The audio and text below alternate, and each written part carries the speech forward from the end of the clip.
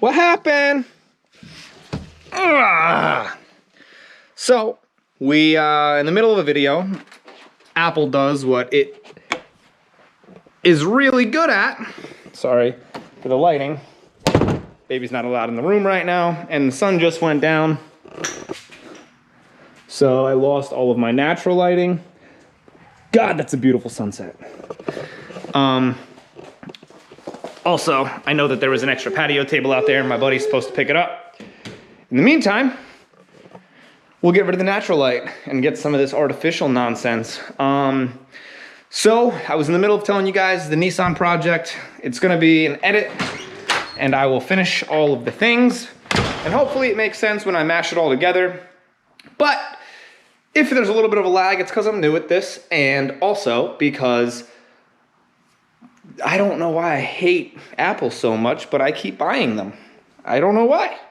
Anyway, not sure where the other video cut out.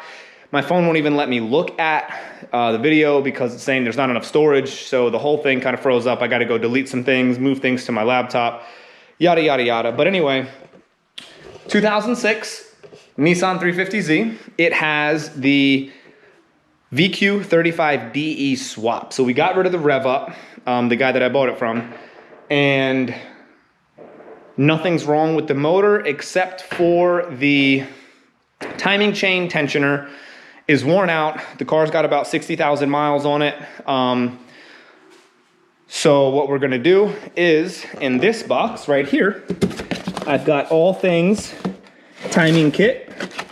What's that, thermostat? I think the water pump. So because I'm doing everything behind the cover, I was like, might as well knock it all out, get it all fresh and brand new. So we're gonna be putting all of that on. Now, I'm not sure if you noticed, the other box, and in this box, we have, these are just fasteners to fasten these wheel wells on. The wheel wells are there because the guy used self-tappers and wing nut bolts to secure his Veilside Duraflex bumper on.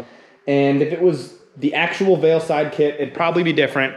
But because it's the Duraflex kit, it takes a little bit more manipulating to get it to line up with all the body lines.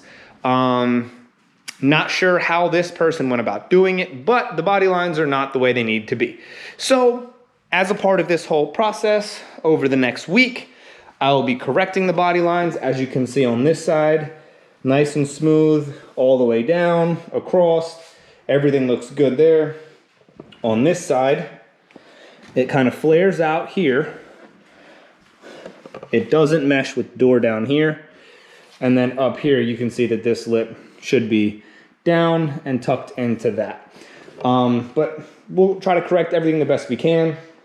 Obviously convertible, manual.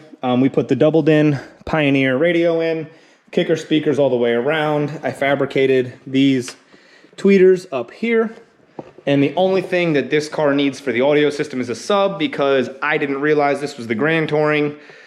I thought it was just the base level.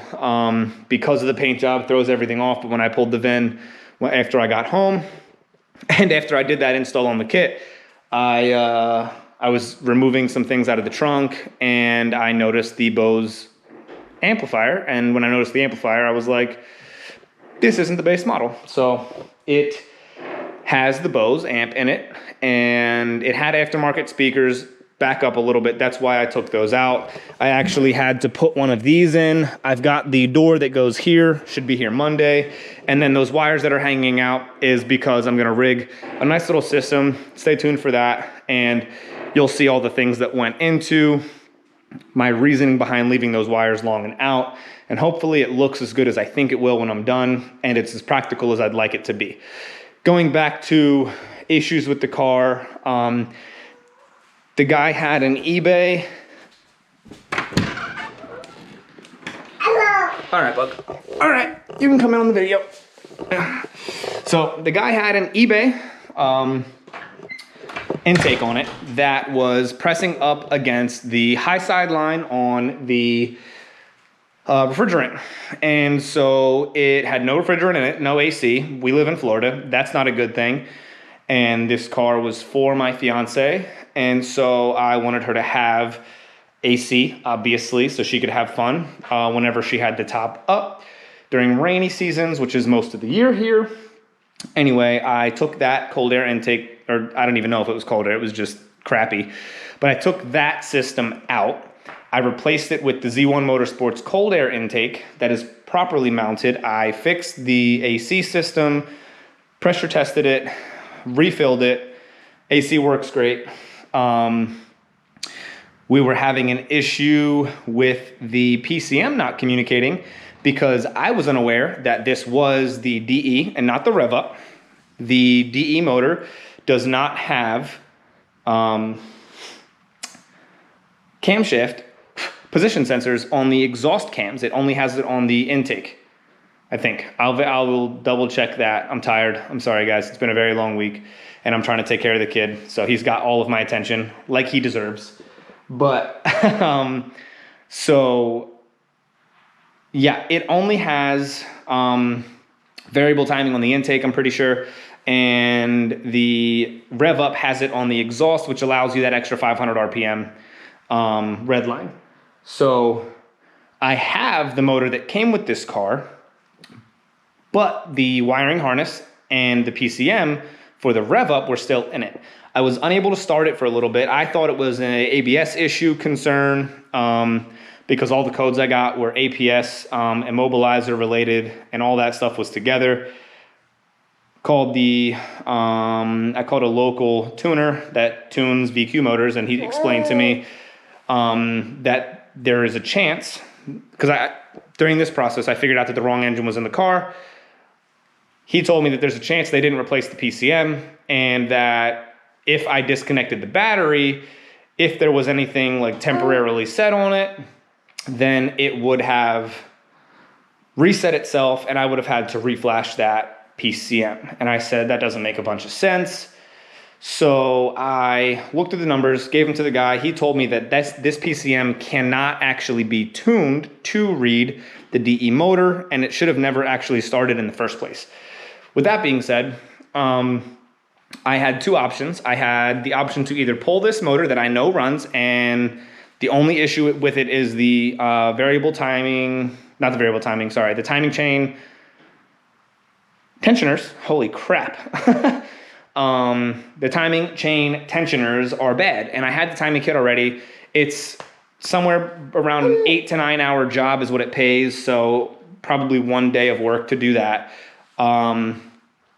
And then I can have the motor running. All I would have needed at that point is a PCM, which is held in by 2 bolts. So I opted to just get a new PCM and keep the motor in it that runs, and I'll be able to mess with the other motor. Oh, sorry guys, he's heavy. I'll be able to mess with the other motor and get that one, either rebuild the whole thing because it's a rev up, and I know it needs piston rings, and if it needs rings, I might as well do the whole assembly. And then that can either be a turbo build where I lower the compression and build it for a turbo application, or I can increase the compression and make it a more badass version that is more bulletproof than the stock VQ rev up. So I don't know which direction we're going with that. The first step is to get rid of this Nissan, because even though I was really excited to get it, I am not a convertible fan, and my fiance, who loved this car, never got the opportunity to learn how to drive stick.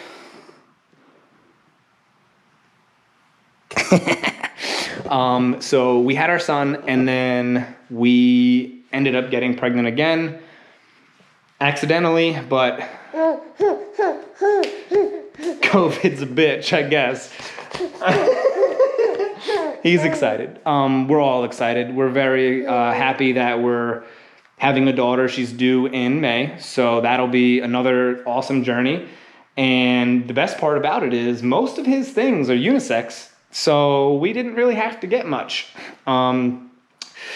Once this car is done, sorry, I got on a tangent. Once this car is done, we have 2 projects that I really want you guys to stay tuned for.